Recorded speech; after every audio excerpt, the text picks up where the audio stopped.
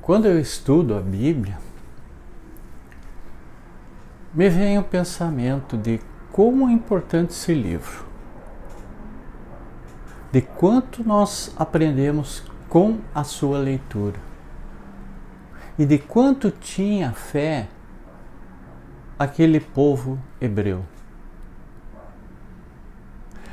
A Bíblia, que o nome ela quer dizer simplesmente pergaminho, papiro, ou como ele é bem designado, o livro, é na verdade uma biblioteca reunindo os livros diversos, né, da religião hebraica.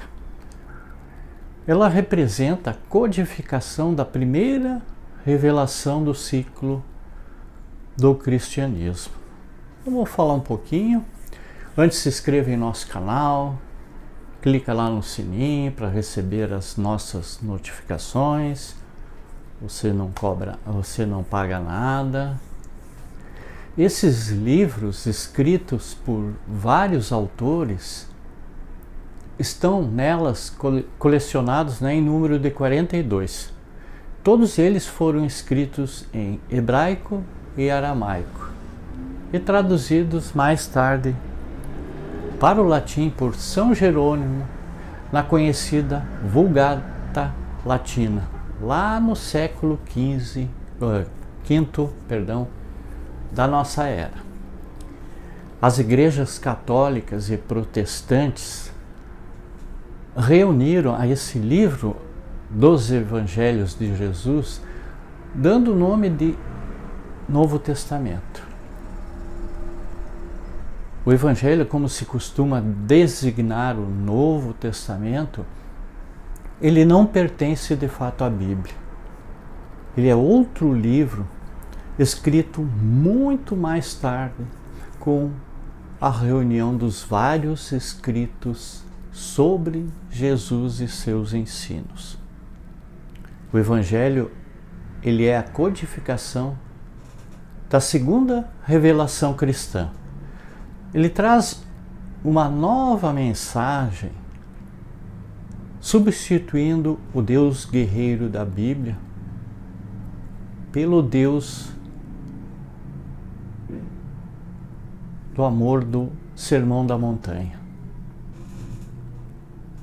Na doutrina espírita, nós não confundimos esses dois livros, mas devemos reconhecer a linha histórica e profética, a linhagem espiritual que os liga. Eles são, portanto, dois livros distintos. A antiga religião hebraica, geralmente conhecido como mosaísmo, porque surgiu e se desenvolveu com Moisés.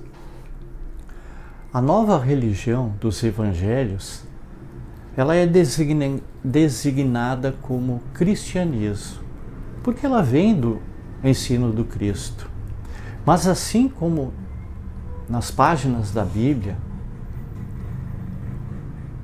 lá do advento do Cristo, também nas páginas está anunciado o advento do Espírito de verdade.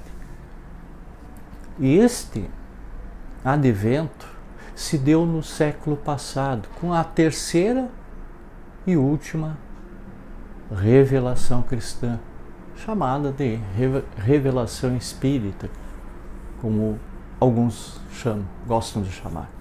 Então, depois de analisar as contradições entre a Bíblia e as ciências no tocante à criação do mundo,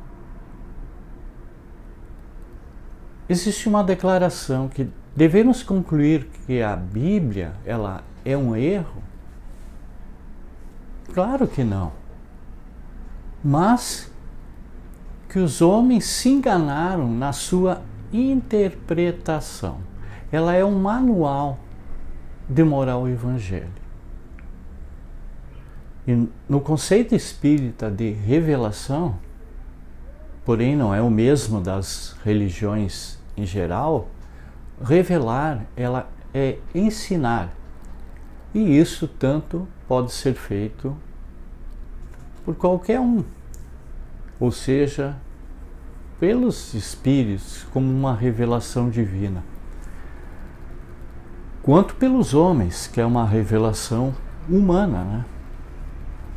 Então nós vamos ver que a expressão palavra de Deus, ela é de origem judaica.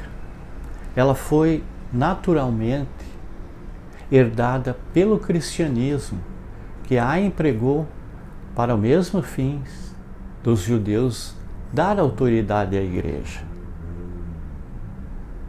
Então a Bíblia, considerada a palavra de Deus, ela se reveste de um poder mágico. Nós fazemos dela a sua simples leitura, né?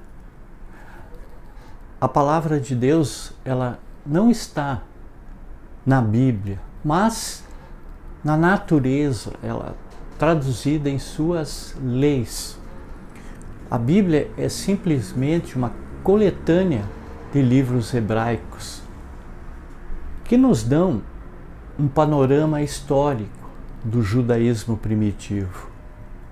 E os 5 livros iniciais da Bíblia, que constituem o Pentateuco, o Mosaico, elas referem-se à formação e organização do povo judeu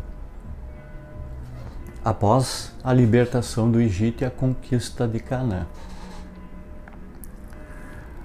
E as pesquisas históricas revelam que os livros da Bíblia, ela tem origem na literatura oral do povo judeu. Só depois do exílio na Babilônia foi que Esdras conseguiu reunir e compilar os livros orais que estavam guardados na memória e proclamá-los em praça pública como a lei do judaísmo ditada por Deus. As leis morais da Bíblia, elas podem ser resumidas nos 10 mandamentos. E esse Espírito que ditou essas leis a Moisés lá no Sinai era o guia espiritual da família de Abraão, Isaque e Jacó. Mais tarde, transformado no Deus de Israel. Desempenhando uma elevada missão. Então esse Espírito preparava o povo judeu para o monoteísmo, ou seja, a crença num só Deus. Pois havia muitos deuses na antiguidade. Na verdade, o que nos ensinou o apóstolo Paulo foram os mensageiros de Deus, quer dizer, os espíritos que guiaram o povo de Israel através dos médiuns, que eram chamados profetas.